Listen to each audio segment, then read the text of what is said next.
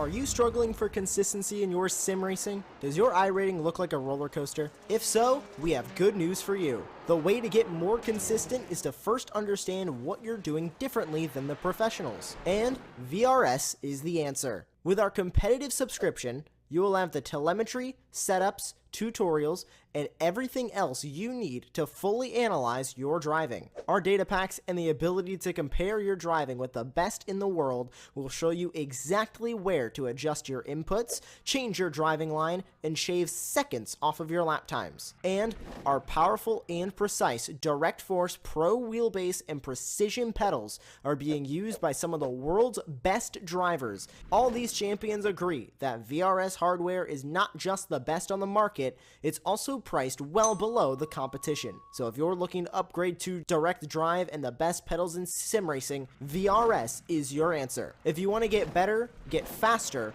and make it happen sooner rather than later, you owe it to yourself to find out why so many people are switching to VRS. You'll be so glad that you did. Visit www.virtualracingschool.com and learn why the best use VRS.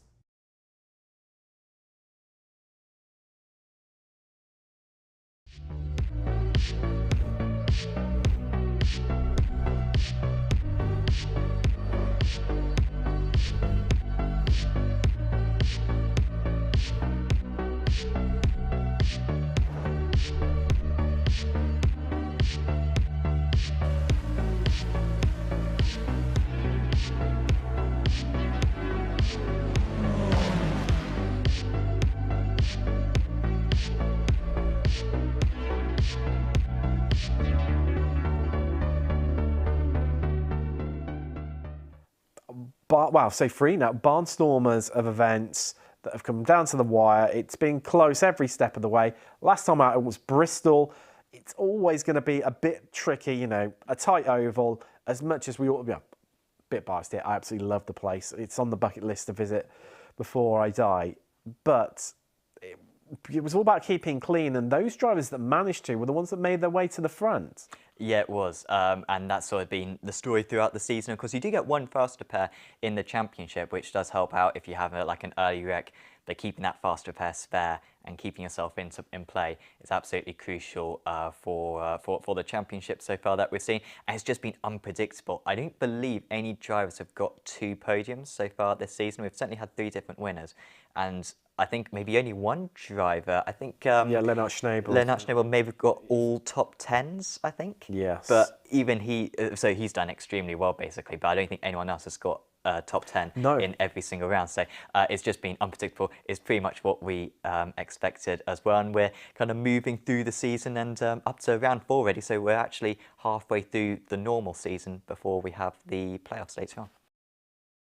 Of course, sticking with the American theme, new series comes to Apex Racing TV, the Apex Racing League GT America Series, an American time zone friendly league that's coming soon.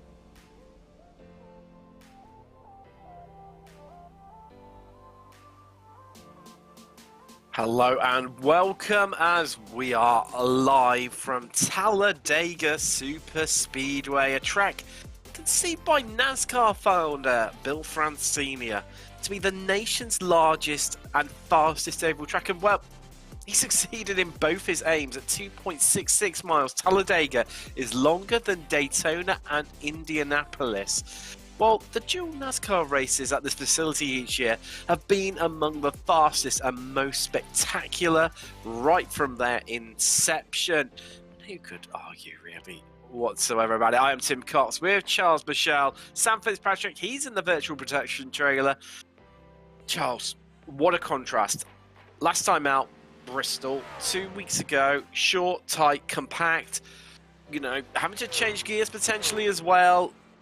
To Talladega, foot to the floor, whole way round. Don't need to worry about tyres.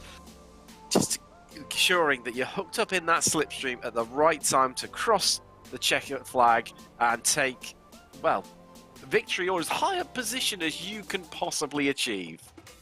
Absolutely, Tim. This is this is my home track. I live about 45 minutes away. This is the track that made me fall in love with auto racing. I'm extremely excited to be calling this race today.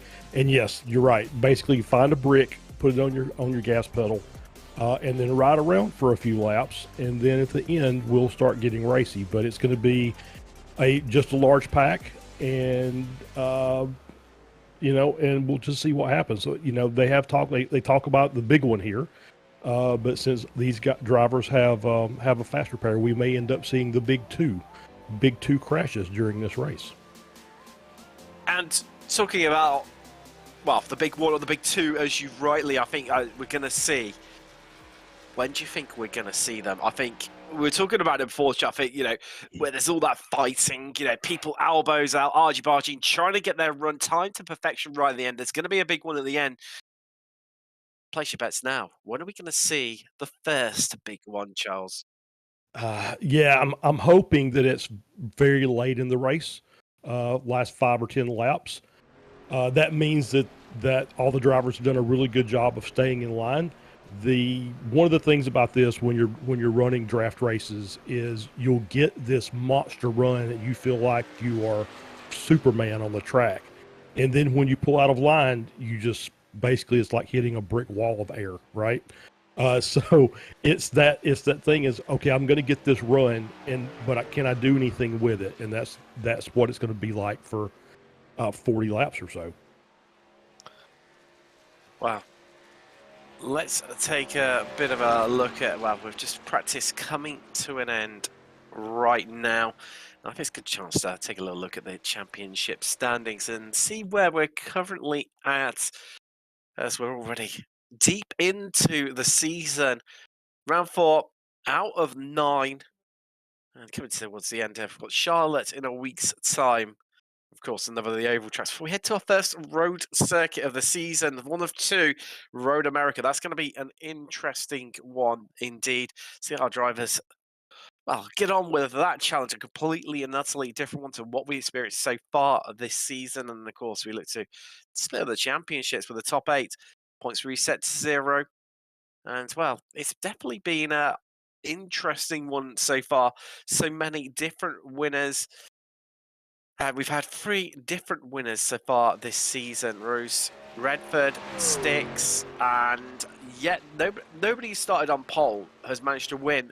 Gunnarsson, he's picked up those 2 second places in the last 2 rounds. Quite possibly, realistically, the most consistent driver of them all, really, I'd say, Charles. Yeah, absolutely. And I think consistency plays a big part of this when you're battling for a championship. It's great to go out and win races, but you want to finish toward the front every time you go out on track.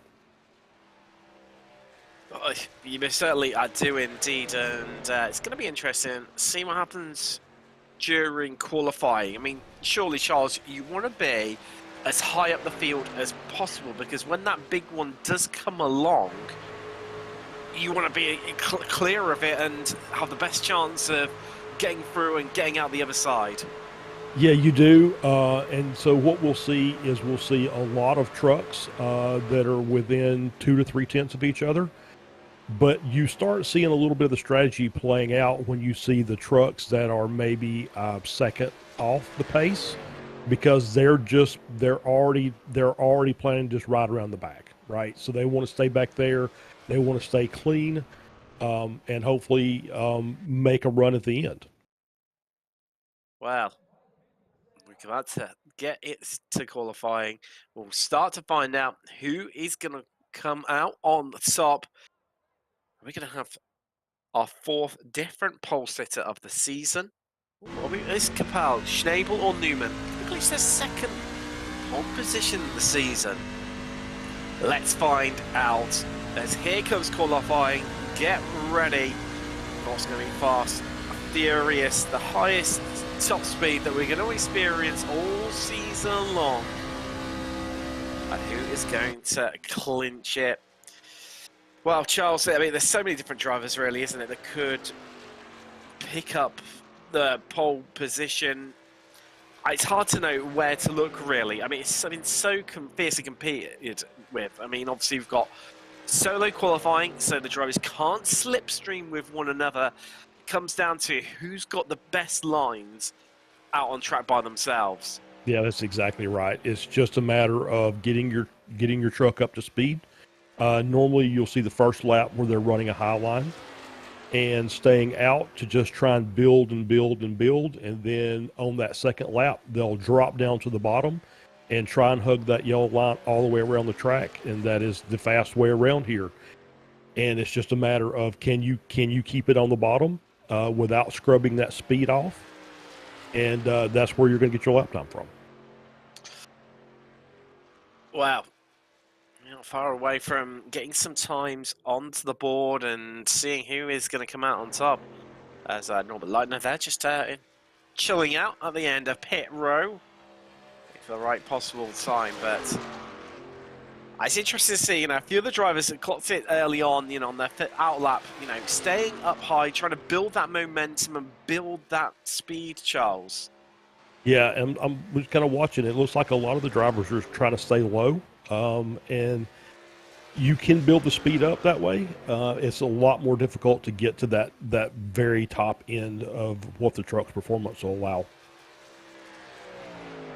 And I tell you what, I've been, as we see Halford Arson, that is, was your pole sitting time as Blakesley goes quicker by 1/100th of a second. I mean, Leicester's times popping in left, right, and centre right now. Right now, our top 8 covered by 0.5 of a second. That's how fiercely competitive it's right now. And 2:10 takes you all the way down to 12. Right, and you're going to see that pretty much the entire race until we have our first caution flag. It's going to be, everybody's going to be, you can throw a blanket over them, and everybody will be under it because they're going to be nose to tail for as many laps as they can until somebody inevitably makes a mistake. Well, you say about that, Charles. If you're one of the drivers out there tonight, do you think they'll be looking potentially to, jockey around a little bit between the high and the low line to try and, just gradually, drag themselves up the standings? Or do you think we're going to see a few more people just, remaining just pretty much static in their 2 lines? I think it'll stay 2 lines. I think the outside line probably gets a good run at the start of the race, and can pull out a bit of a gap. But the inside line is always going to be, well, I say always. Always is a strong word. It's usually the stronger line through here. So what you may see is too wide initially, and then you may see single file for quite a few laps. I've been running the series this week, and as Leitner, just fractionally slower than Blakesley to pop up into second, displacing Alfred Darson down to the second row. But yeah, I've been running this series during the last few days, and I completely concur. That high line is really, unless you work together and start pushing the front lead car, it's really struggled at times. Whereas the low line has definitely been seems to be the quicker line under racing conditions. Yeah, I think it's just because that's that's obviously the shortest way around the track. Yeah.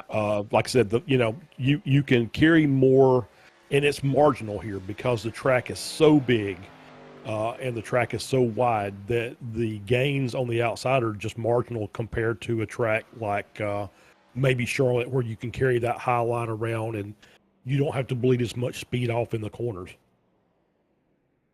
As that is Gunnison done with his qualifying. Quite a few drivers, well, done. And we have got, wow, big story coming out right now. Obviously, Redford, he's having a qualifying ban, so he's down the back end. And we've got a bit of a jumbled up grid. But let's take a look at those championship standings. And, well, I tell you what, Lennart Schnabel leading the way, 100 points, only 5 difference between himself and Pascal Stick, so isn't starting, well, not even inside the top 10. He's starting 20th today, so he's going to have his work cut up. Solanda at 1 point behind. I mean, it is so tight. I know we're already 3 rounds in, but even so, you start to see gaps normally emerge. Hutchinson's had a bit of good luck come his way. Gunnison 5th. Roos, Halford Darson, Leitner, of course, he had a really strong opening race of the season, and Bristol didn't quite come together despite some interesting strategy. Blakesley, Spitzmuller, another one as well, with Leitner, who's had a bit of an up and down season. Capel is in 11th. Well, he's tied on points with Spitzmuller, Solo, Nevry, Blix, Serrano, McManus, Kittelman, who, well, he finished second in our opening race. So well done from where you expect to see him. The unlucky Matt Campbell, he is tied with Kittelman on 61 points right now. But moving down through the field, interesting one. Mark Redford picked up the win at Michigan. Obviously, then was served a ban at Bristol, so didn't race there, hence why he's fallen down for the order. But a little bit surprising to see him so far down the standings at this stage of the season. Then we've got Gladden, Newman, Sufi, Crouch, Brown, Euclid, Grande, and Haight to round out your 28 Truck Championship standings as the drivers take to the grid. We get ready to head off onto the pace lap. And talking of the grid, let's run you through your starting order. Blick starts on the front row with Blakesley. Then we've got Solanda. Second car was a free truck Swedish right-hand side that we're going to experience there. Sorry, inside the line even. Schnabel, he is 6th with Spitzmuller and Gunnarsson making it the 4th row. The grid Solo and Atkinson ran out your top 10, and well, we've got 5 Swedes inside the top 10 there. Roos, Clark, there on the 6th row, with Kittelman and Sufi on the 7th row. 8th row is Brown and Hutchinson, all British row there. And likewise, the row behind them as well, with Gladden and Crouch on row 9. Row 10, Newman and Sticks, as we said. Second in the championship, he's starting down in 20th. Work cut out for him. Hayden and Capel with Redford rounding out the field. He's starting from the back. And right down in the championship standings, I've mentioned earlier, previous race winner, but we saw it at Daytona. He was unlucky, wasn't he, Charles, that with Redford came through the field twice, not once but twice, and then got caught out in the big one right at the end. Obviously picked up that win in round 2 at Michigan. Couldn't participate at Bristol because he meant to serve a qualifying ban at Michigan, which he didn't. Went on to take the victory, was allowed to keep that, but his qualifying ban was agreed to a race ban, so hence why we didn't see him at Bristol. Can he come through the field again? Oh, absolutely. This is a race where don't expect everybody to fall in line and finish where they started. This is one of the wildest of wild card races.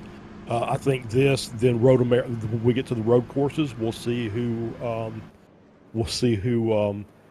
does more than just turn left. So that'll be an interesting race also. But yeah, this race is going to be, they're going to line up, but with just everything that's going to go on this race, you can't predict who's going to finish where.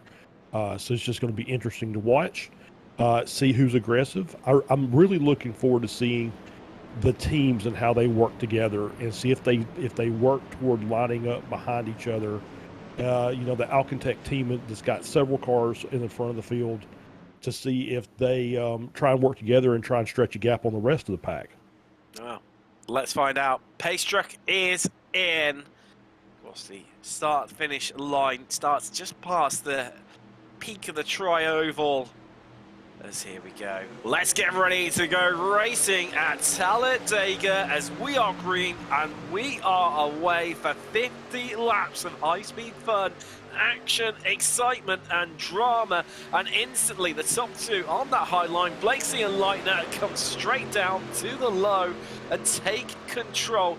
And Alcantech, well, they've completely and utterly been trounced there. Blix is down 2 into 3rd right now. And here comes the pushing and the shoving down the back straight away. I mean, Charles, our pole sitter Blix caught completely unawares there. Yeah, the outside line got a really good jump at the start of the race. And so you can control the race from up front. You can kind of dictate pace. And so it'd be interesting. I already see where the bottom line of the track has already got a lot more cars, and so they're starting to work their way forward. Yeah, it's interesting. I mean, the top two, Blakesy and Leitner, really, from that high line got a really good jump. They were really switched on, and the rest of the high line just didn't get going, and they got a lot of work cut out for them right now, because I mean, we see Gunnison in the, Schnabel even in the 88 there. This is the 33 behind him, Gunnison. And, I mean, well, I say that, they've got to get a wiggle on, and look at the run they've got down the back straightaway. Looking, they're in line with about 5th position, and all of a sudden they've catapulted themselves and pushed themselves to come to near the front of the train. Yeah, once the trucks line up, the smaller the gaps between the trucks, the faster that train is going to go. So as the teams or as the cars start working together and staying in line and start closing up those gaps like you see toward the back of the train, that train will move forward and go faster. Andrew Bruce. Get a real appreciation for just how close it is around Talladega, and just how straight some trucks are keeping their lines and others just moving around a little bit. I mean, you're a full chat the whole way around, as you said rightly so earlier, Charles. You may as well stick a brick on your accelerator, because it's just far much more of a comfortable and enjoyable experience for you. But absolutely, these trucks, I mean, surely we're following, like you say, so close, nose to tail. If we go for quite a long extended green period, are they not going to experience a little bit of overheating potentially? Yeah, that's the one downside, is they will, if you tuck in behind another one and you're either just right on his bumper or bump drafting, there is a chance that you can make that truck run hot and kill the engine. So they will have to kind of move a bit and get a little air into the front of the truck. But I see the 3 wide way on the outside. He's going straight to the back. That's what happens when you get out of line. Yeah, as you see, just in the background there, this moving up high is definitely not that 3rd lane, not the quickest way around. But keeping your truck nice and cool, and 56 there. Just Ada just looking to just bide their time maybe a little bit, just preserve their trucks so they're ready to strike at the right possible moment. To lap 5, Blake Stiglitz and Leitner, Schnabel, Blix, Gunnarsson, Solander in 6th, Atkinson 7th, Alfred Darson 8th, then it's Reed, it's Clark, he's the American in 9th, Spitzmuller rounding out your top 10, it's Hutchinson, a little bit down maybe, Solo, Sufi, Roos, he's down 3 positions, Crouch, Redford, who started right at the back, he's already up to 7th, that's some, you know, good moving around from the Brits. As well, Mechie made that 8th. I was going to say made that 8th. It's just tussling with Crouch right now over 15th place. And it's Kittelman, Brown, Gladden, Pascal Stick still languishing at the back a little bit. I know we've still got a long way to go, Charles, but that may just be a strategy call. No, I think that may just be a strategy call. He's just saying, I'm going to stay back here and I'm going to stay safe. And we'll do some racing later, but for now we're just making laps and trying to work some time off the clock, I guess, if you want to say it like that. We say about, you know, just the drivers, you know, biding their time. And, you know, as we see on board 6 right now at the back of the field, when would you expect the 37 to start making their move and to start coming towards the front of the field? Because I'd imagine that, you know, you do run a risk of leaving it too late. You do. There's always that possibility is you could just get stuck back there. So I think when we'll get through the green flag pit stops if it stays green, midway part of the race, probably lap 30 or so. And then probably I would say you get within 10 laps, is now you start looking, okay, which line do I need to get in and start working my way forward? So it'll be, you know, the people who are wanting to get to the front will wait till later in the race and then start working on making some moves. And it's a slow process because you're at top speed. So you're getting a run and you're making a pass or trying to make a pass, and hoping that you got help from behind to help push you around to the next spot. And then you sometimes, I think the American NASCAR announcers call it co-opetition. Is cooperation and competition combined. So you cooperate with the guy to get where you want to be, and then you leave him high and dry. That's kind of how that works. And talking about pit stops, strategy around here, very little tyre wear degradation. Do you think well, obviously 4 tyres is going to be out of the question. Is it worth taking 2, or do you think it's actually going to work out quicker, potentially save a bit of time in the pit stops to go with none? Well, I mean, it's the same. Yeah, it's the same length of time for a pit stop because they're doing the tire change while they're fueling. I don't know if the tires, because I don't drive the series, I don't know if the tires extend the stop by a couple of seconds.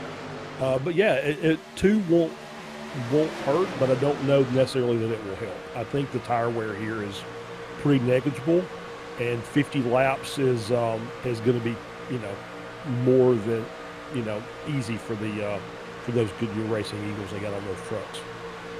You see Caitlin Hayden just pulling out onto that high line again, just trying to get as much air into the front end of that Chevy Silverado right now. But it's interesting, you know, as much as Caitlin loses a bit of pace in that 56 guy going up into that that 3rd lane round the banking, equally where everyone starts to sort of fan out a little bit down the back straightaway, trying to get some air into the front end of their truck as well.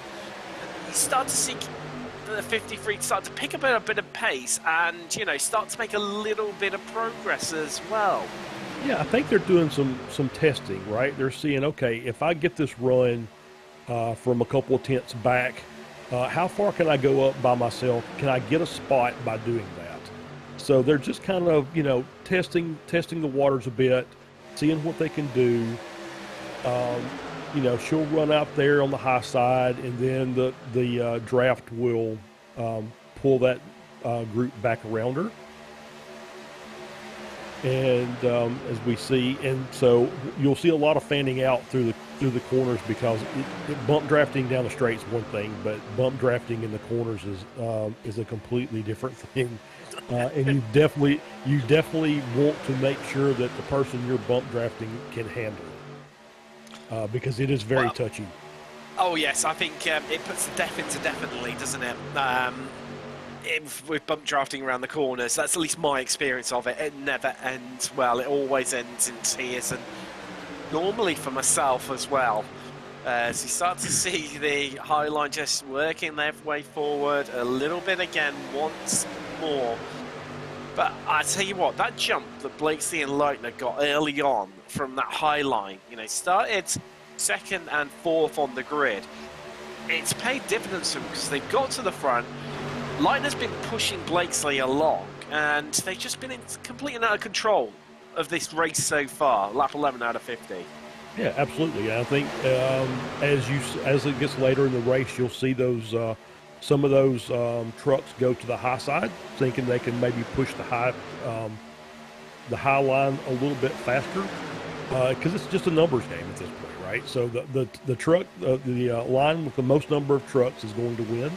As you can see, when they come off the trioval, you'll see the outside line making gains, but as they go into turn one, the inside line just kind of pushes their way forward a little bit more, and so this is the way it's going to be until we get ready to do some green flag pit stops. We've got first of 2 rounds of tri-ovals. Charlotte next time out. Bit of a different circuit, that one, isn't it, Charles? It's not quite. It's still high speed. As all ovals generally are. At least the long versions, but not quite as much speed, and maybe a little bit more tactful. The drivers will need to be at Charlotte. Yeah, absolutely. It was the mile and a half tri-oval, which there's about I think 10 on the NASCAR circuit. Then they're all banked a little differently, so they all react a little differently. But yeah, Charlotte's more of a handling track, so it'll be tire wear, managing your tires, especially those outside tires, and trying to make as much ground as you can and not kill yourself in the process. Well, talking of those, tri-ovals and being handling circuit of Phoenix in a few weeks' time for round 7, that really is a handling circuit, of an oval, isn't it, in comparison to all the ones that we would have been up for, and a bit more bumpier too. Oh, definitely, yeah. Phoenix is because there are some banking in there, but it's a lot flatter than your normal tri-oval. It's a little bit smaller, and so it requires a little more finesse through the corners. And as well as, obviously managing tires. So yeah, and it's a fun track to watch a race because there's always, several different lines through the corner, every corner at Phoenix. I want to see what an engine looks like on one of these trucks. You can see just how close Blakesley is to Leitner there, and getting pushed along is Blakesley now. We're on lap 14. Let's have a bit of mention of one of our sponsors, Virtual Racing School. If you're looking to improve your on-track performance they have 50+ data packs for road and oval racing. We've set up some track guides within them. They also have data analysis software to help yourself go faster, compare yourself against other drivers and pros. Also, we have one-on-one coaching, so make sure you check those guys out, and thank you for kindly sponsoring this latest round of the ARL Trucks Championship. Still all relatively calm here in Talladega, just as Sean said.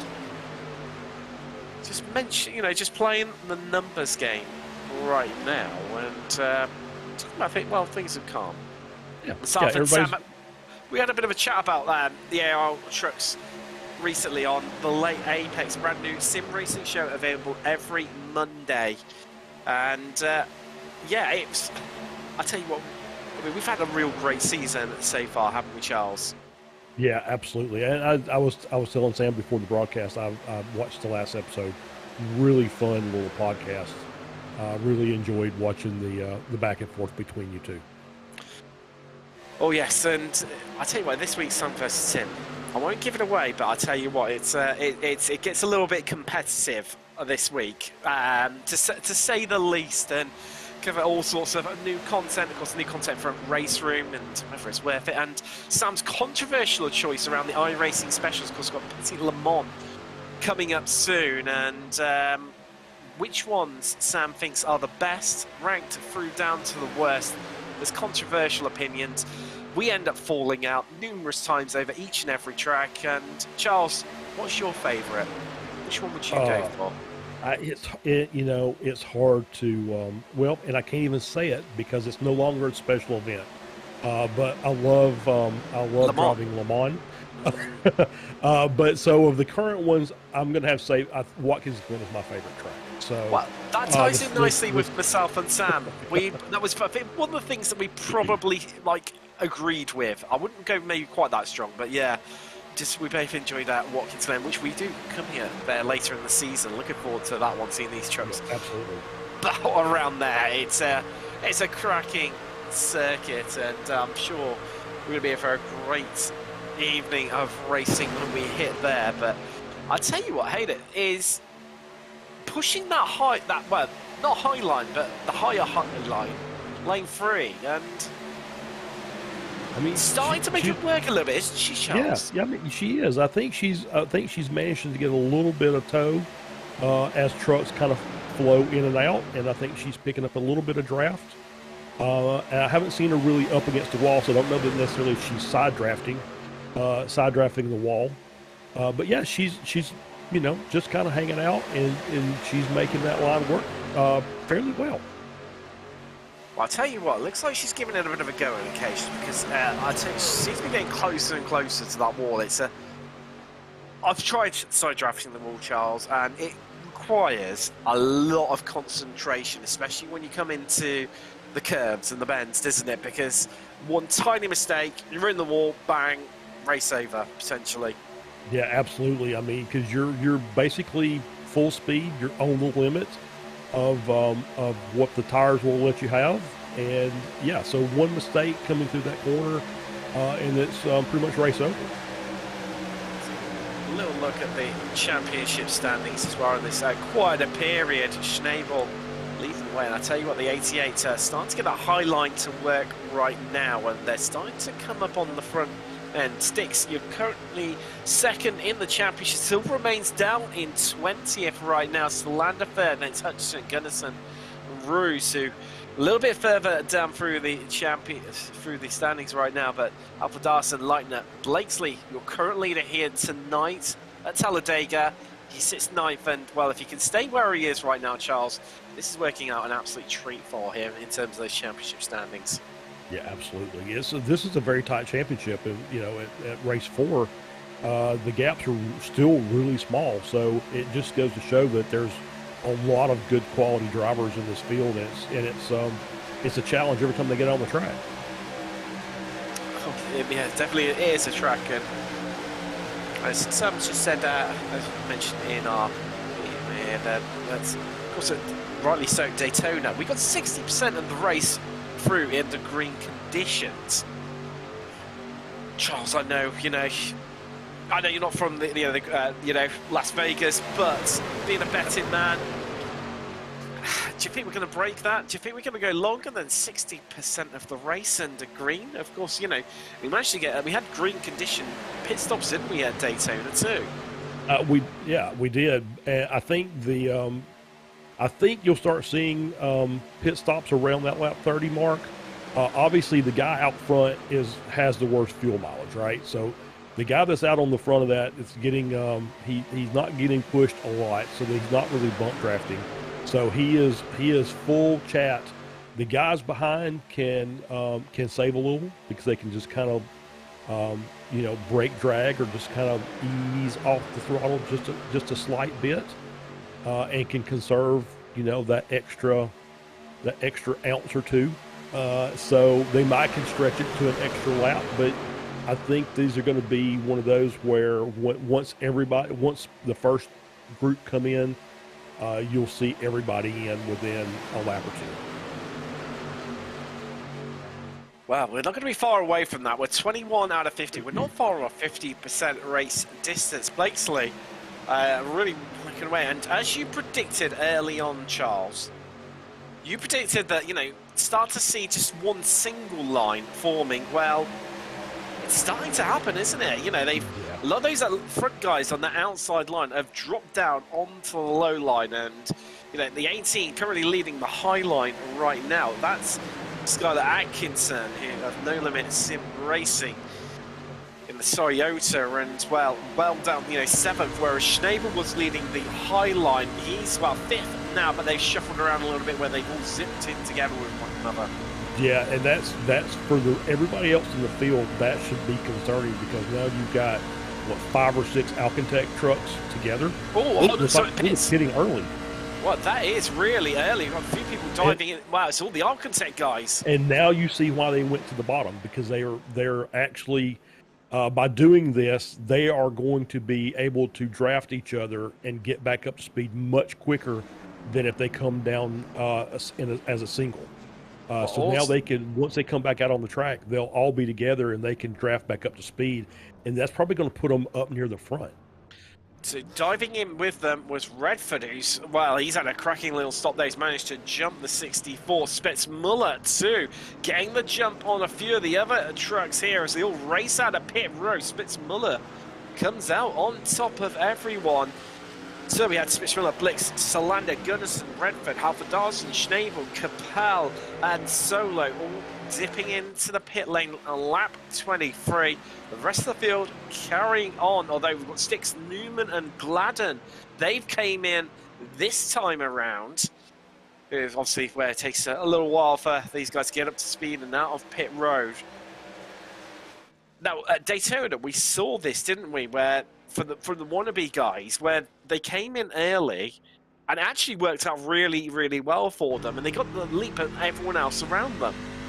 Yep, absolutely. So you have to have a drafting partner to make this work, to get back on the track. If you come in as a single, easy on that there, Pascal. Well, and that also, apron. Charles, Stix didn't, according to my end on our timing software, Friday just found the SDK Gaming, that he's showing to me that Stix just drove through the pit lane. He didn't actually stop. That's interesting. That's interesting. I'm not really sure about that, to be fair. I'm not really sure why he would just drive through. I don't think he would have got a penalty anywhere. Well, no, I mean, it's incredibly hard to pick up a penalty. So a bit of an interesting one there, as we see the train of the guys had already stopped, being led by Blix right now in the 95. Gladden just tagging along on the back of them. Although, I'll tell you what, if he's just on the cusp of being out of... Maybe he pissed his pit box. That might be why he just drove through. That looks like the case. Although, Newman... Now, Newman, this is interesting, because the 7, that came in the same time too. So these guys are going to find themselves, a lap down. There goes the lead group through, as we've got Crouch, Clark, Kitson, Hutchison, and Brown. They've all come in this time around. So Newman and Stix, this is really, when they've missed that pit box, it's all gone wrong for them. And they really, really need to, pray for the big one to happen, them not to be caught up in it, and for them to pick up the lucky dog. Yep, absolutely. So, yeah, the only 2 options really at this point are if there's another a big crash, and for whatever reason the leaders pit, so you can get the lap back that way. One of them absolutely will get the lucky dog, so it'll be a battle amongst them. And the other option is obviously trying to pass and get back on the tail end of the lead lap, which is going to be very difficult. This is where it gets interesting, because you've got that Alcantech train coming, literally coming through like a freight train right now. Hutchinson, we're on board with, looking back from now. He's going to get caught up with them, but he's going to tag into that train. That's going to work out well for him. And the other driver who's caught in, that was Kissman. He's integrated okay, so he's going to be okay. As we've got Blakesley, Lightnap, Atkinson, Roos, Sufi, and Hayden all in this time around. Well, this is going to be interesting how this all sorts itself out, how it shuffles itself around.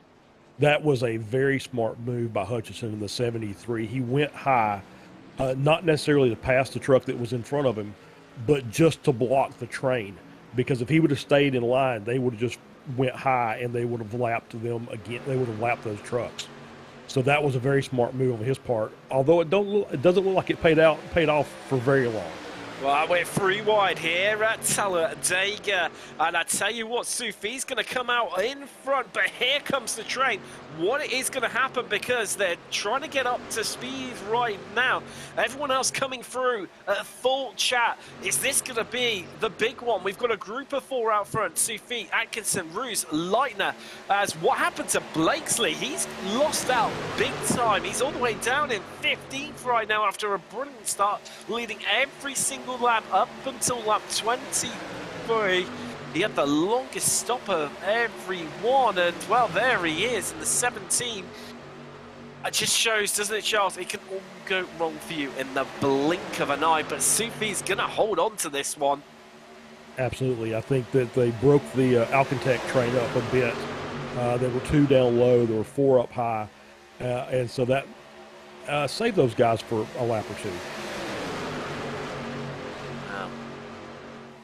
I was a bit worried when they were coming through. I mean, literally like a freight train, you know, in one long line, pushing and shoving each other along, trying to ensure that they came out from the, you know, all the pit stops sorting themselves out. They came out in front. And obviously you've got those, you know, 4 trucks at the front, just trying to get up to speed of Sufi, Kittleman, Atkinson and Ruse.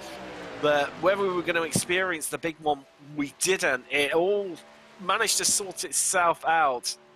We've got a few trucks, you know, trying to make up a bit of time here where they've been cut adrift from the draft. And 37 to sticks, well, it's Talladega has not been his friend whatsoever. Struggled in qualifying, started 20th, now at the back of the field. Yeah, and it's just a matter of these guys are just out riding around at this point, hoping for that caution to come very quickly. So they can get back to the tail end of the pack. With 22 to go. Let's run you through your order quickly. Sufi leads from Atkinson, Ruse, Lightness, Kisman, Salander shopping a few places there. Redford moving up a couple as well as these. Well, we're 3 wide once again, and this is why it's all shuffling around so much. And I tell you what, when you're 3 wide, you need a lot of compliance and a lot of trust in those other truck drivers around you, don't you, Charles? Because one false move and it ends in tears, and in a big way, as Salander losing out big time on that high line. Yeah, absolutely. When you're 3 wide, you're basically the width of the entire track, but comfortably. When it gets 4 wide is when it really starts, the drama amps up. But yeah, you need to just make sure that everybody's maintaining a good line. And that's the only way that 3 wide really works here. Oh, look at Blakesley down the low line, just swooping past, getting the run on all those Alcantech guys left up high. And well, it's pretty much, it's interesting really, because all our guys at the front now find, before the rounds of pit stops, now find themselves at the back of this lead group right now. It's trying to sort itself out. It hasn't worked out at all for them whatsoever, and the guys that were all behind them have now moved ahead of them. It's basically, it's almost like it's like reversed itself. It's a bit of a, well, it's gonna be interesting to see how this one pans out. As where did so we got up to Hayden, who's now at 13 places. Redford's up an incredible 18. They're your biggest place position gainers. Clark 8. Gunnison, Hutchinson ran at the top 10, Spets Muller, Salander, Gladden, Blakesley solo, Blix, Halford, Darson, Schneebel, well down, Capapple, Brown, Crouch, Newman, who's the last truck on the lead lap, and then, of course, Sticks, who's 1 lap down right now, and Crouch, you see, being pushed along by Sticks there, but here comes the lead group, and, well, I think they're going to get caught up into this group very quickly, aren't they, Charles? Yeah, I think so. I think, it's, you can run 2 runs faster than 1, but 2 can't outrun 2 line 10 deep. So I mean, it's just an arrow game. So, the more, like I said, the more you get in line, the faster the line goes. And those guys are running as fast as they can absolutely go as a twosome, but unfortunately it's just not going to be fast enough. Now the drivers, obviously there is bonus points up for grabs for them in the championship standings for the most laps led. You also get points for leading one lap or more, so of course Blakesley, well, definitely holding that ground right now, but I'll tell you what, Sufi and Roos there edging further forward. Well, yes, a big push as well, isn't it? Because I tell you what, if Roos couldn't quite just get the run good enough, if they could get this run going down the back straight away, do you think we could see a new leaders that 32 could swoop down to the low line and lead this race? Yeah, absolutely. I think that Roos the 48 probably led that last lap. I think he was in front at the start-finish line. So it just depends on if how much he wants to cooperate with the guy that's pushing him. If they're working well together, he will try and get at least where they can both drop to the bottom. But if not, he may just as soon as he gets his bumper out in front of the nose of the 32 truck, he might just drop down and take over for that bottom line. So I mentioned of another one of our sponsors for this evening. Briefly touched on them earlier, SDK Gaming. If you're looking to add a live virtual HUD to iRacing, show timing towers, enhanced relative boxes, mini-maps, fuel calculators and much, much more, then SDK Gaming are the guys for you. You can utilise it to stream to Twitch for the most complete overlay on iRacing. You can also use it to broadcast your leagues and series. So SDK Gaming syncs your commentators' team's cameras to the production to focus on the driver and the overlay with your broadcaster. We use it for all of our broadcasts here at Apex Racing TV. But also, you know, with Pesilon coming up, you can use it to adjust your team strategy on the fly. So it's fuel calculators and also being the most accurate live timing on iRacing. Make sure you check them out. There is also a 14-day free trial too. That's SDK Gaming. So we've got 16 to go here at Talladega. And I tell you what, it's been a calm affair so far. As you predicted, Charles, it's been, you know, everyone just trying to, you know, run down the clock. Just getting ready, you know, they've been preparing all their ingredients ready to shake and bake, haven't they? Yeah, they have. Shake and bake. Yeah, absolutely. They're looking for a way to slingshot around the rest of this pack. I noticed the Alcantech guys were you know, at least 5 of the trucks were just kind of hanging back. Yeah. I think they're just testing to see what kind of run they can get by working together, which line they need to be in. As you can see, 2 of them going high to start working the outside line. We'll see if the other 3 come with them or not. Because that group, obviously, after the round of pit stops, they're all together. Salander and Gunnison, they've made a bit of progress. You can see them a little bit further up through the field in the 40 and the 33. But I tell you what, it's interesting the way that they, like you say, they are just hanging back a little bit right now. And I mean, still got plenty of time left on the clock. You know, 15 laps to go. Still, well, I mean, dare I say it, Charles? I don't want to put the curse of the commentator on it, so that's why I'm being dubious of saying this. Are we going to see a big one? I mean, the way this is going, it's all orderly. Everyone seems to have all their ducks in the row. Could we get away without it potentially? I mean, it's potentially is possible. I think what I'm looking at, because of what happened during the pit cycle. With all the Alcatech guys coming in essentially at the same time, using the same strat, playing the team game, I feel like they're looking to see if they can push a line on their own from behind. If not, you may see them all go up and create a third line. And when you start seeing that, it just gets to a point to see where you see extra trucks like the 2 truck. Coming out and just maybe blocking a run, and that's where you get into trouble. Is when the guys in front start trying to block, you know, racing in their mirror, and that's where we end up with the big one, because you'll get up there and that guy will have a run, and there'll be nothing you can do, and he's just going to slam you. And then if you can catch it, that's great. If you can't, that's half the field done. I mean, I'm getting a little bit worried now, Charles, because Solo, Blix, and Kapala, they're hanging back.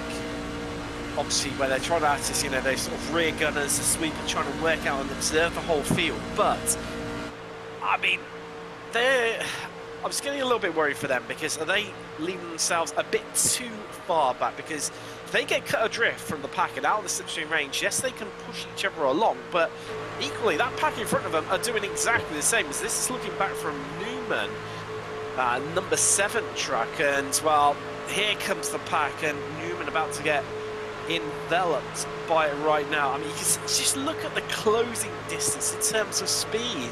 Yeah. You're just like a lamb to the slaughter right now, and the 72 in there too. Well, wow, this is worrying, Charles. They've not gone the same way. They've gone left, they've gone right, and, well, as they slide through the middle, this is a bit nervous. Everyone breathe in a second. Well, Charles, I thought that was going to end in tears there. Yeah, it's and then a truck comes up the track.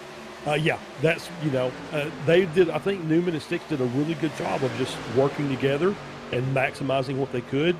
I think the gap started closing, and then I think when Newman went high, or I'm sorry, Sticks went high, and that was pretty much it at that point. You just kind of know that those cars are coming, and yeah, to split that gap too wide is insane. Well, I mean, it's got to be, one of those real nerve-wracking moments for yourself as a driver where you're watching them, and then all of a sudden, they're both in both lanes, and then all of a sudden they don't, both go high or both go low. They just split, and you've just got to just keep your foot buried, because if you let off, surely, you're going to cause the big one, aren't you? Yes, absolutely. Almost just one of those, keep your foot flat to the floor, close your eyes, pray, and hope that you come out the other side in one piece. Yeah, for sure. It's just, it's one of those that the track is wide enough to allow it, but it's not something you want to do all the time. So yeah, it's just, yeah, exactly right. Close your eyes and hold your breath and see if you can make it through. Well, we've got 10 to go here at Talladega. Leitner leading from Bruce. The 2 Hungarians controlling the race right now. Sufi up 11 into 3rd in that 32. Kittelman 4th, while him and Sufi swapping places. We're in different lines right now. Hayden, after questionable tax being right up on that high 3rd line. Well, it's just, oh no, there's a bit of a disconnection there. I got a bit worried we had sort of a big one just off camera shot, but no, it's okay. Clark, Atkinson, the 2 Americans, 6th and 7th actually. Clark, the highest of the Ford runners, one of only 2, Newman being the other one, who is a lap down. We've then got Hutchinson, Solander 9th, Redford up, well, I'd say up into 10th, was high earlier in the race, but just moving around a little bit, still up an incredible 13. Switzmuller, Schnabel, Blakesley, who led for so many laps until we had the green flag stop. Now all the way down through the field. So we've got Gladden 15th, Halfdarson, Solo, Blix, Capel, Brown being the last truck on the lead lap, with Crouch 1 lap down, and then it's Newman, he's also 1 lap down, and Sticks, who is 2 laps down, 9 to go. Round 4 of the ARL trucks here on Apex Racing TV, on board with Mark Redford in the Toyota, the 31. Well, it seems to me like everyone's migrating back down to that low line once again, Charles. Yeah, I think that's the low line starting to pick up, but I think the 56 has done a really good job of working the outside. Hates worked all the way up into the top 5, and she was absolutely practicing that earlier in the race. She was running the high line. The truck's working for her out there, and so yeah, she's doing a great job. And it's still 8 laps to go. Still, people are staying in line. Nobody's tried to make any dramatic moves yet. Wow. But they're coming. I can promise. Can you feel it in your waters, Charles? No,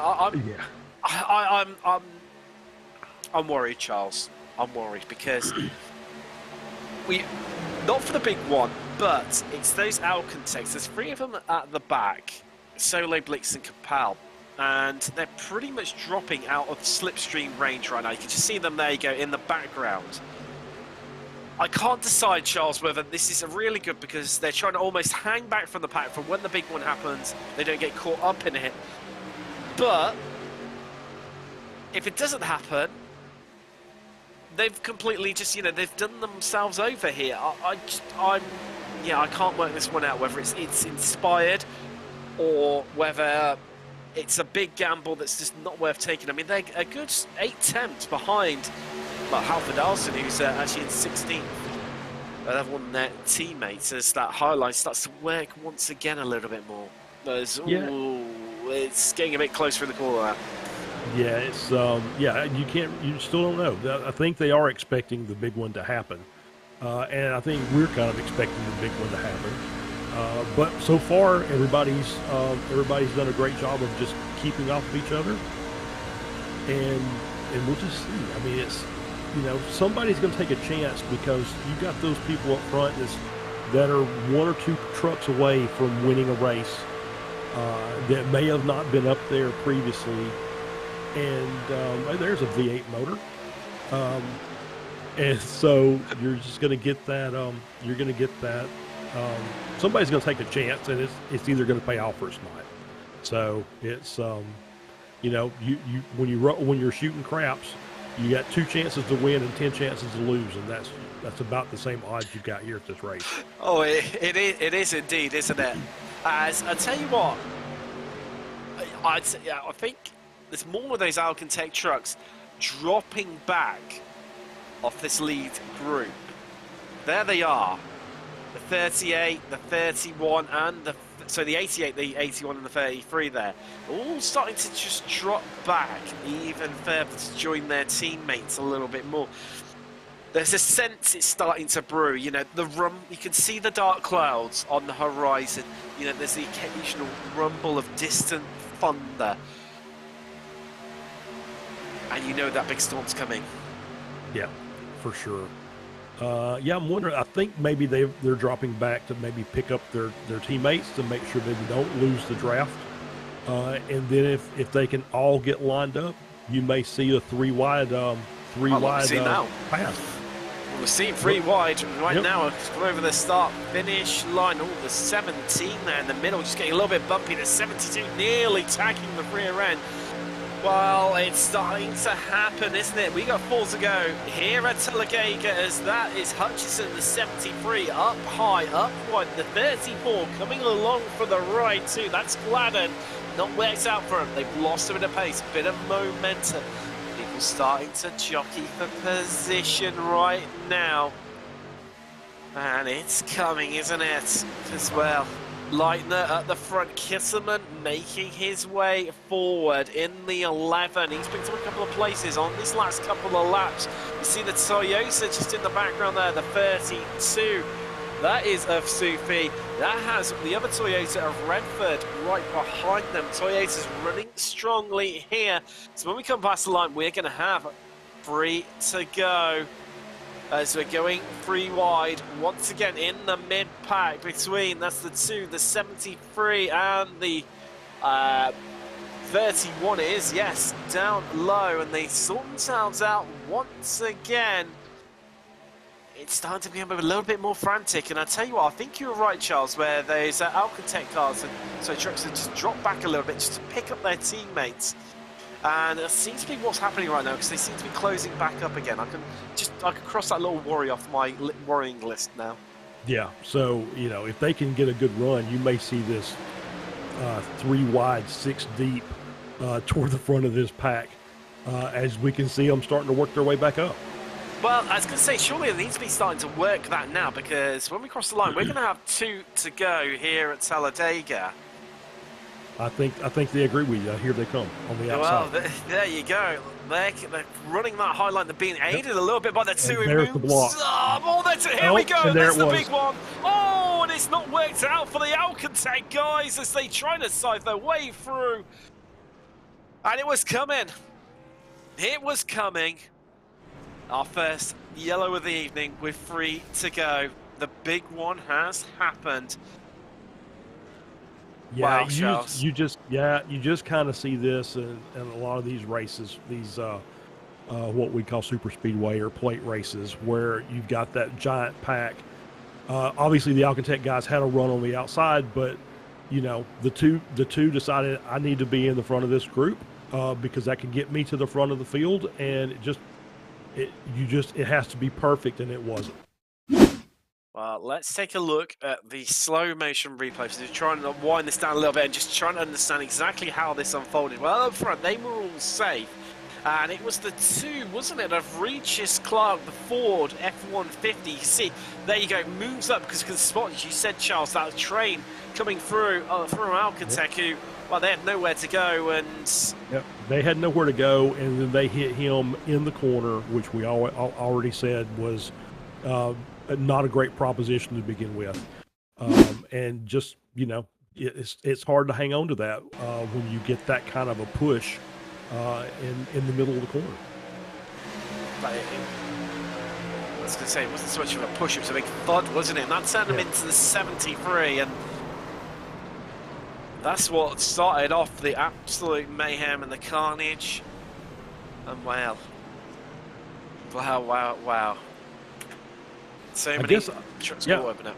Yeah, absolutely. And I think that on the good side of this is we have fast repair, so we get to do it again. Oh, we do. So. We get to enjoy it one more time, don't we?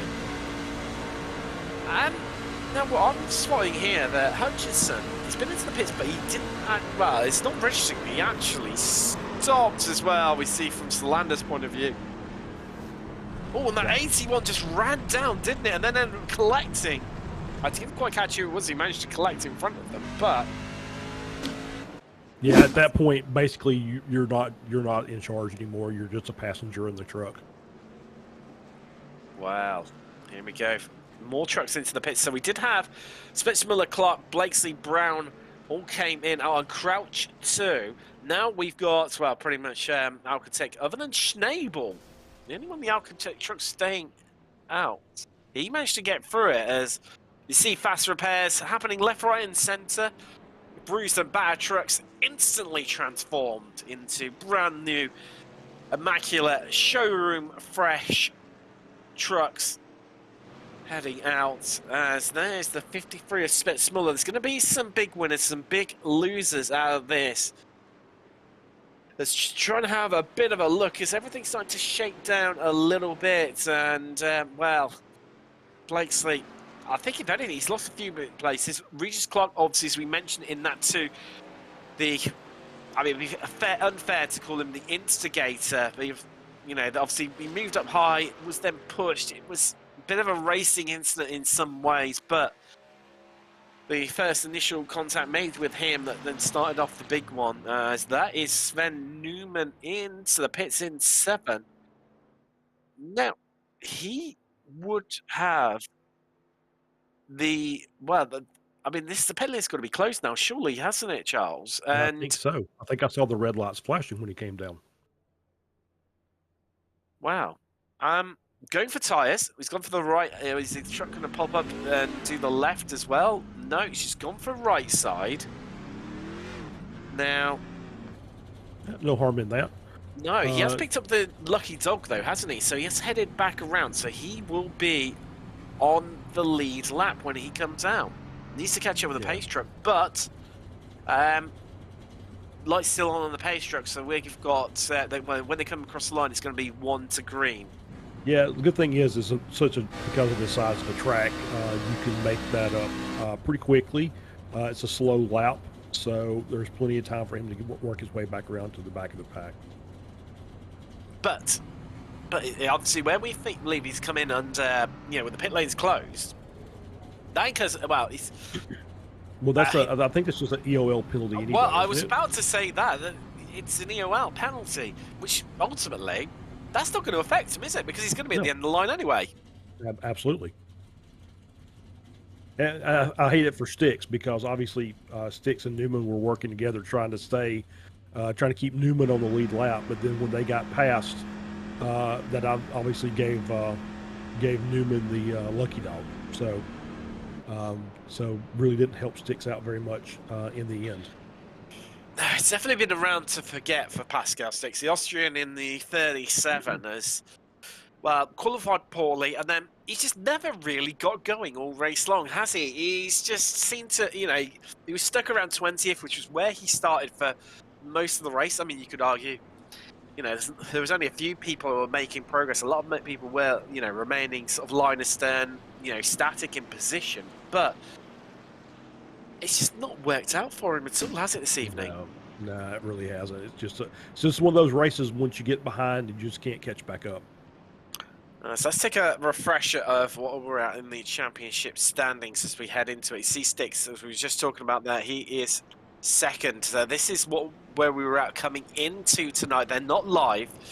Schnabel, obviously, he is your championship leader. He's in ninth. He has made a little bit of progress, obviously, sitting in the round of stops. He did stay out, unlike his teammates all came in. Salander, currently third in the championship. He is 11th, 2 places behind Schnabel. And we'll be starting directly behind him as the drivers start to line up 2 abreast. It's lights off on the pace track. It's in this lap, we go racing. Yep, it's just how good of a start can the 29 get. Hopefully they won't spin up the tires and he can get a good jump. Otherwise, it's going to be maybe chaos again. Well, Charles, let's find out because the pace truck's in. We get ready to go racing once again at Talladega. The 48 there of Roos just hanging back a little bit. I would expect to see him right up alongside the 29 of Leitner, but not the case. Lining up beside Kittelman, oh, and does not get the best getaway, unlike Leitner, unlike Kittelman, who catapult and control that inside line. And wow, there you go, Roos. That was clever. Slowed up the outside line, waited for the gap to emerge, slotted down into it to get on the low line as well. Free wide in the midfield, the 73 of Hutchinson, not the best start. Getting swallowed. Oh, here we go. We've got to know what we're wrecking here at Talladega. One of the trucks right up into the air as we go yellow once again. Yeah. That truck's landing in Anniston, which obviously if you're not from here, you know where that is, but it's quite a ways away.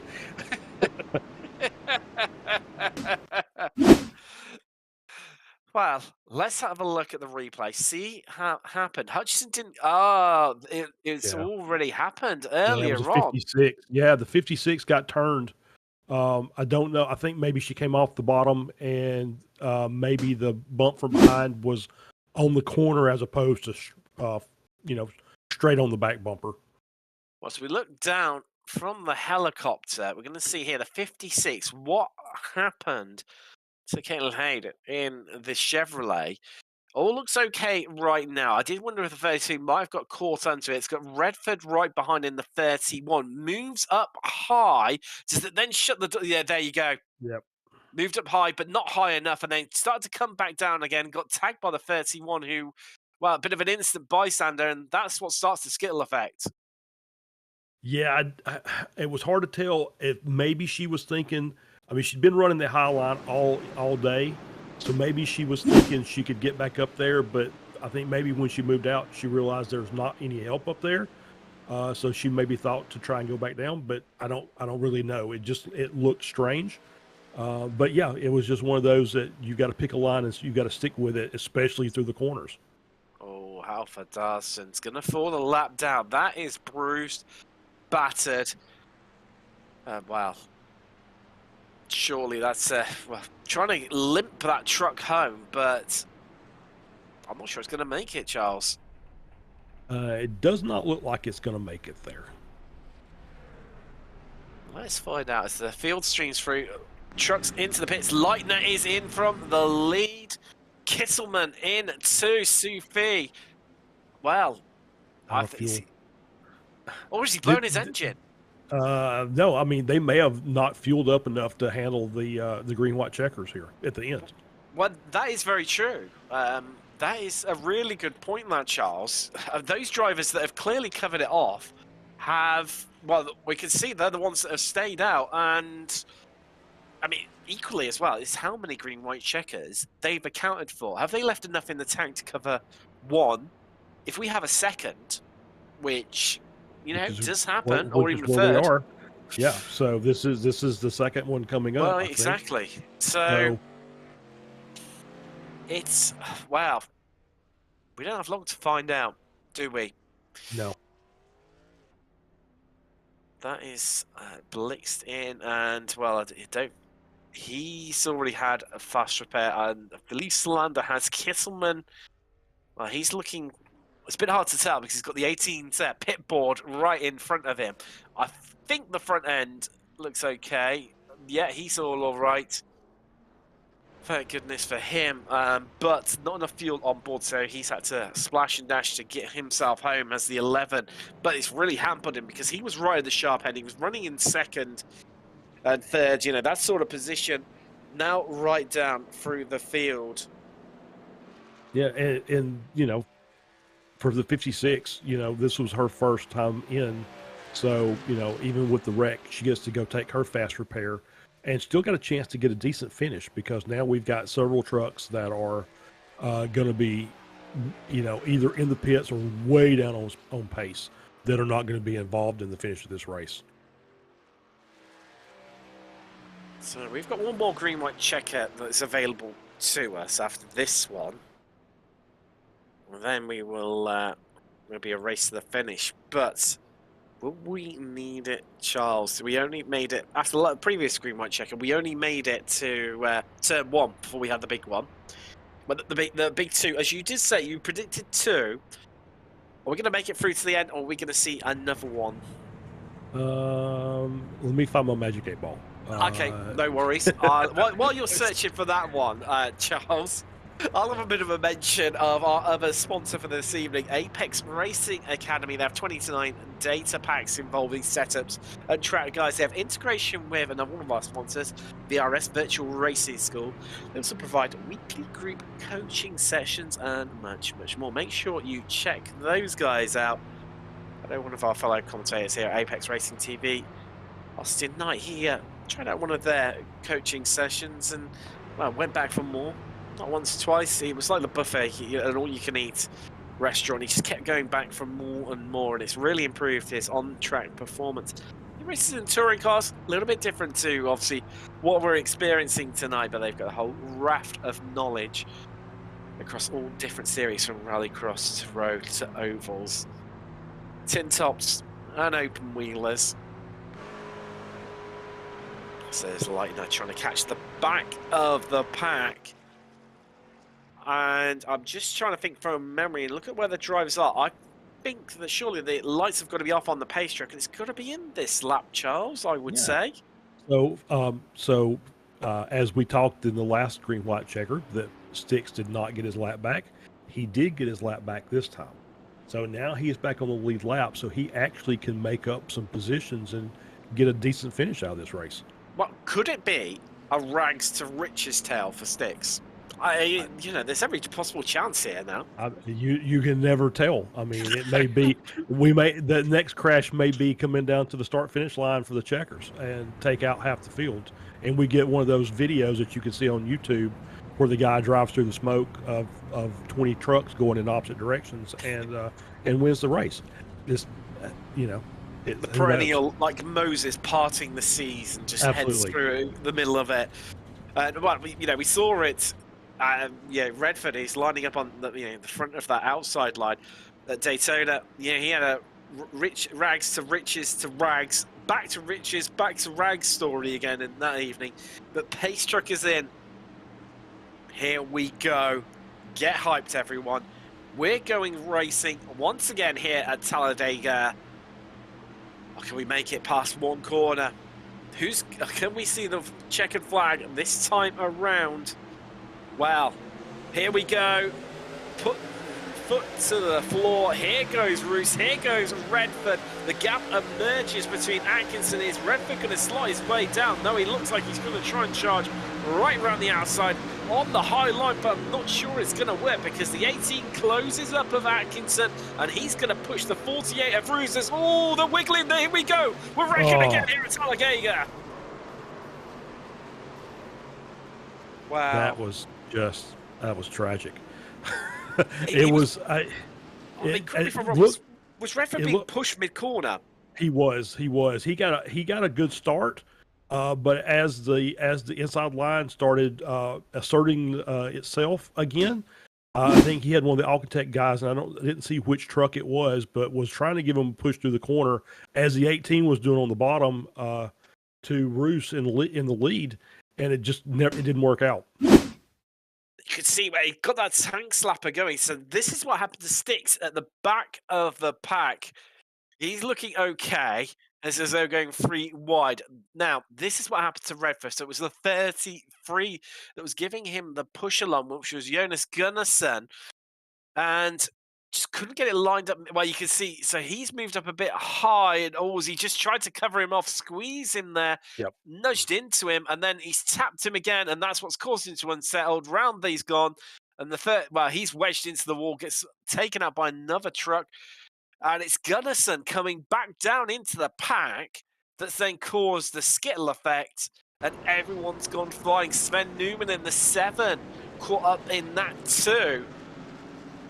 Wow. Yeah, it's just at the point of the race now that you don't want anybody trying to pass you. So Redford was just trying to block on the high side, and it just didn't work out. It turned him. This is what it looked like from the 33 at Gunnarsson's point of view. Wow. I want to say, I think 2 of the 3 Alcantech guys were involved in that. I think the other one made it unscathed. But once again, I did not see the numbers, so I don't know which one it was. Oh, hello. Hold on. Roos and Atkinson in from 1st and 2nd. And Capel's in 2. I was about to say, look who's back at the front of the field once again. It's that 17 of Blakesley. Wow. It's down and out. Yeah, for sure. Hadn't talked about him the entire race since the start. No. But this is just, this is super speedway racing at its finest. Well, we have got approximately 60% of the field currently into the pits. Roos, Kisselman, Hayden, Capel, Newman, Brown, all in. Crouch, stationary a bit longer. I think this is looking like retirements right now. Gunnarsson, Redford, Blix, Halford, Darson, Solo, and Clark. Yeah, so we've got a mixture of wrecked trucks coming in to maybe, hopefully, doesn't have meatballs. And then the other trucks that haven't been in the last 2 green, white checkers had to come in and take that little splash of fuel. As we see the 7 of Newman and Sticks come back out. Also the 8 of Brown. Sticks is now up. If he just doesn't do anything for the rest of the race, he finishes 6 places up. Which I think, considering this evening that, he was having mid-race, if you told him that to finish in 14th, I think he'd take it with both hands. But he's got a chance to progress. We've got 2 more laps left, haven't we? Yep, this is pretty much it. This is our last chance to finish under the green. And he's got a chance to, wow. I mean, looked like he was, he was, 2 laps down at one stage? Correct me if I'm wrong. Yeah, he was. It's all coming together for him nicely. Well, unfortunate circumstances for some of our drivers. But as you said, it's one of those, it works out beautifully for some, it doesn't for others. And, wow, this is where we were at coming into this round. As we see Schnabel, well, he's now up into 5th again. Sticks, as we mentioned, he's currently lying down in 14th. Solander, whereabouts is Solander? So he's now up into 8th after, starting near the front, moving right to the back, and now he's moving up again. Still 5 places down from where he started, is still on the pace truck. Hutchinson, he is your new leader, looking really strong for him right now. If he can close this one out, even in the top 3, I think that's looking really strong finish for him. Jonas Gunnarsson, as we mentioned, one of the trucks caught up in that incident. Roos, he headed into the pits last time around. He's down in 10th right now. Halford Darson in the 81, 7th in the championship. And he was one of the trucks caught up previously, so he has retired. Leitner, where is Leitner? I have seen him recently. They've all moving around. It's evolving so much. Yeah, he's in 7th. with Blakesley, as you mentioned, he's in second right now. Big potential for a big haul of points. And someone like Brandon Blakesley in that 17, he can make a big jump up the championship standings because there's been so many key contenders caught up with incidents that are either at the back of the field or they're already retired. Yeah, for sure. So if it's me, I'm going to put my crew chief hat on here for a minute. I'm going to say, okay, I'm going to be on the radio saying, all right, driver, stay in line for the first lap of this green white checker. Stay in line, get everything warmed back up. Once you take that white flag, that's when you make a move. I don't know what that move's going to be. That's on you, but that's when you make the move. But for this first lap, stay in line, keep your truck safe, keep everyone else safe, and let's get to that white flag, and then we'll let the chips fall where they may. What we've seen, that low line has been the quickest all night. And I think if Hutchinson can just get his truck there and keep it there for 2 laps, surely he's got a chance at taking the win tonight. But what can Blakesley equally do on that high line? Can someone behind him, as you said earlier, Charles, you know, give him the shove, help them? I mean, they might ditch him when they get a better run themselves. I think, well, you used a brilliant analogy earlier. This is like a game of craps, isn't it? This one. Yeah, pretty much. Well, pace truck in. We're about to go green. Let's find out what is going to happen. Who is going to take the victory here in round 4 of the ARL Truck Series from Talladega? As Hutchinson controls in the 73. Everyone waiting to get going once again. Not far from the line, and we go, and we are green, and we are racing once again. And I tell you what, the big gap emerging. Blakesley's going to slot down into it. Well, Hutchinson moves out high to help his fellow countrymen, and they slot down, and they are in control right now. The 32 and the 88 side by side there. The battle for third, that's fully on, but don't discredit the 18. That's Atkinson down low, pushing, helping to come along, but they're fanning out, and this is where it gets interesting. There's wrecking in the background, they're wrecking in the midfield, that they've managed to hold it together, but up front, the 73 into the 58, high and wide. Sufi is to the front, Atkinson through too. They have pushed themselves potentially to victory here, as we're going to see white flag in the air when they come out of this corner. We are going to be going racing once again. No, caution. We're not. We're done, aren't we? Yep. I thought we got away without a caution there. Yeah, I thought so too. It looked like everybody that we could see had managed to catch whatever wreck they were trying to start. Yeah. But somewhere back in the back, though, somebody didn't make it. Because I think it was here. Well, this will give us the answer. So, the 88 got squeezed by the 34s. They went 4 wide. Wow, it was the 34 then coming back down, and there was the 34 losing control, but then there was that incident up front with Hutchinson getting involved. And I think, there you go, it's Gladden slowing. Yeah. And the 88 spinning around. That's what's happened. Because I saw, for the 34, I saw it, and little, of Gladden, and managed to catch it. And I thought that we would be okay, and we'd still be able to keep racing, but didn't see the other incident happening in the background, Charles. So that's what caused it. I think one of the cars also came back up the track. We see Gladden going down to the inside wall, but I think one of the cars involved came back up the track and took Snable out, and he was basically looped it and tried to get it back going again. So I don't know if it was the car down or the truck down low or the truck that was backwards on the track right here. Don't know which one of those actually what caused the caution. Oh, there goes the 73 and just T-boned into the 53 there. And you got to feel for Hutchinson. He was in control, and this looked like it was going to be race victory. Yeah, I'd like to see another replay. One of the trucks came down below the yellow line, which is a no-no.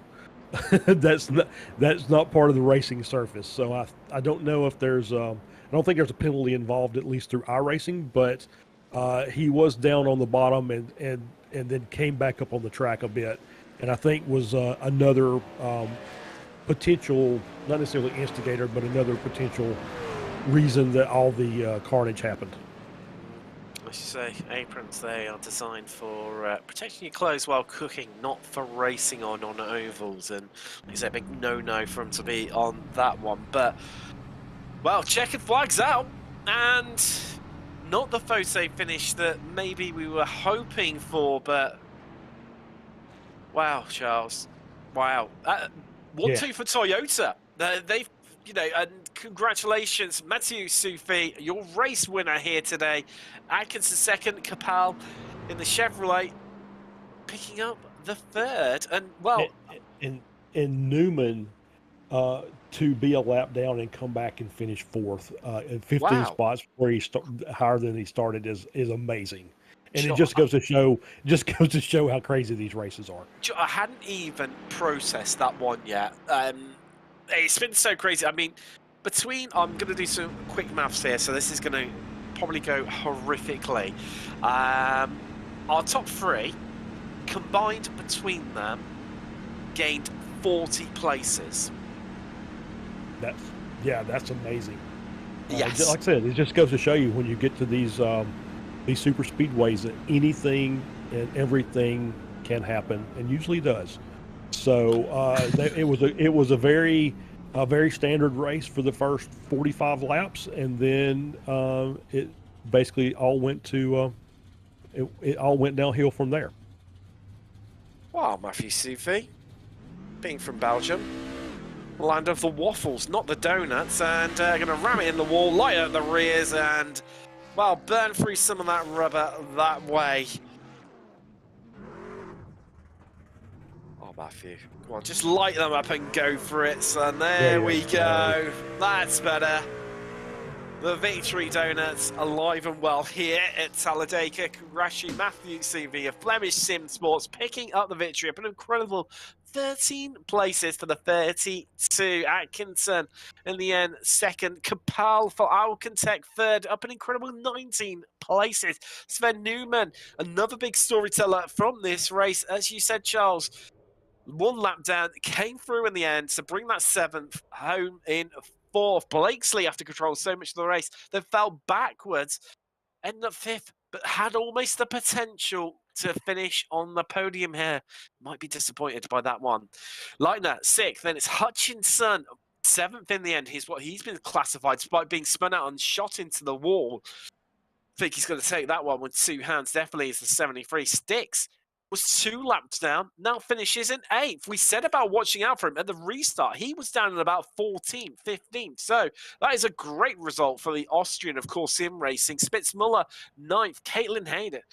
Wow, she had a bit of a yo-yo race in the 56. Came home 10th in the end. Then it was Roos, Brown, Kittelman, Schnabel, and Solander taking up to 15. And the last drivers on the lead lap. Crouch, 1 lap down in 16th. Gladden, 2 laps down. Likewise was Redford in the end, 17th and 18th, respectively, for them. Then we're into retirements in 19th. Gunnison, we lost him on lap 56. We lost Blixton on lap 53. On lap 52, we lost Halford Allison and Solo. And Regis Clark, well, he lost him on lap 52, unfortunately, as well. Wow, let's have a bit of a chat to some of our drivers. And, well, as always, we start off with our race winner here today from Talladega for round 4 of the ARL Truck Series. Mathieu Soufi, congratulations. Wow, what a race that was. Hi, guys. Yeah, thank you. Wow, that was crazy. I mean, yeah, I tucked in rather nicely at the beginning, and just the first half of the race was pretty okay. Everybody was minding their own thing and not doing anything crazy. But then when the pit stop started, then it all got serious. Yeah. Let's talk that last green-white checkered. Yeah. Because, I mean, you were you ran about, I think you were third, weren't you? Because you had Hutchinson and Blakesley in front of you. Obviously, you had to tuck in a little bit, but I mean, just talk us through that last lap, because I mean, were you even expected potentially to come out with a victory here?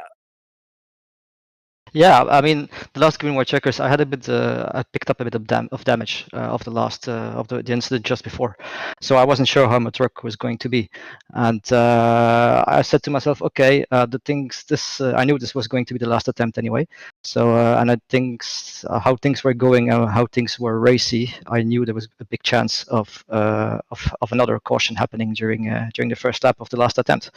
So I said to myself, if I get an opportunity to just be in the lead on the backstretch, just go for it. Don't wait for the last lap, because there's a good opportunity that the yellow will come out and it will be the last attempt. So that's what I did. I saw an opportunity. I pushed for it. I went to the lead, and then 5 seconds later the yellow came out. So it was perfect timing.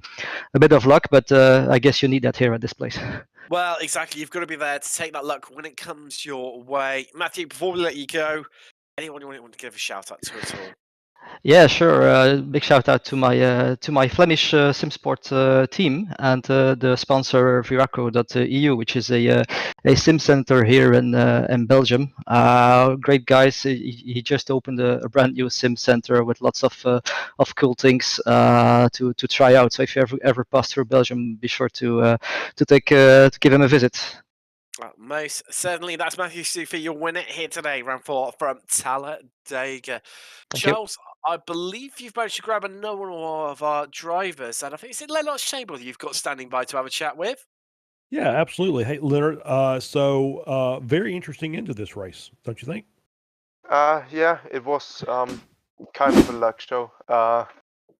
Yeah, you have to be at the right place at the right time. Otherwise, you're gonna get crashed out. It was a bit unlucky for us today, but I think, yeah, we managed it still well. Yeah, it looks like you definitely had a game plan. At least the team had a game plan. A lot of your guys came in around lap 22 or so. For the pits, you came in as a group.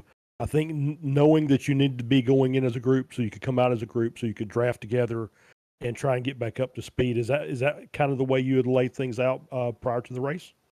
Yeah, definitely. We needed to stay in that group of 6 cars to get a proper run on other people. Yeah, during the race we kind of separated us from the whole field just to keep safe if something's happening at the front. Yeah. Yeah, absolutely. We were commenting on that also. How you just once everything started happening, you just kind of hung in the back and just waited till toward the end of the race before you tried to make any moves. As we've seen with these races, if you get a good run, the later you get in the race, the more likely you're going to get blocked as you try to work your way up the pack. Yeah. I mean, at the end, everyone just wants to make up some places. That's where it usually gets really sketchy. Yeah, but I think, yeah. Yeah, I don't know what to say. No, I get it. After a race like this, there's just sometimes there are no words, right? Yeah, it was also a bit frustrating at the end because I kind of stayed out of all that trouble that happened. But in the last wreck, I got collected by another driver who just came up the track. Yeah, it was a bit unfortunate. Yeah, for sure. Is anybody you want to thank? Yeah, for sure. Thank you to my team. Despite no practice, I think we're doing pretty well. Yeah, to my parents and to you, thank you for the stream. All right, thanks for stopping in. No worries. Well, interesting reaction from some of our drivers there. But, well, as we're running a bit into overtime here due to the 3 green-white checkers we experienced here today at Talladega. Let's go on the channel right now. We've got IGP Fun qualifying just about to come to an end. That's round 3 from Okayama for those guys. And then we've got SRF Weekend Warriors. They're about halfway through their race. Yogmani currently is round 3 at Bathurst. Make sure you check those out. 2 big grid, big action, excitement series. Also, Monday, it's the late Apex. The new episode is out. Myself and Sam in the studio, chewing the fat and having some, well, fiercely competitive debates and all fun and banter around the world of sim racing. Make sure you check that out here at Apex Racing TV. But, well, it's been drama. We knew it'd be high speed, high action, high octane from Talladega. Congratulations, Matthew CV, picking up his first victory of the season and making it 4 winners for 4 rounds. Who's going to pick up the next victory? Well, make sure you tune in next time at Apex Racing TV. I've been Tim Cox with Charles Michelle, Sam Fitzpatrick in the virtual production trailer. I will see you in a week's time when we head to Charlotte on the Oval.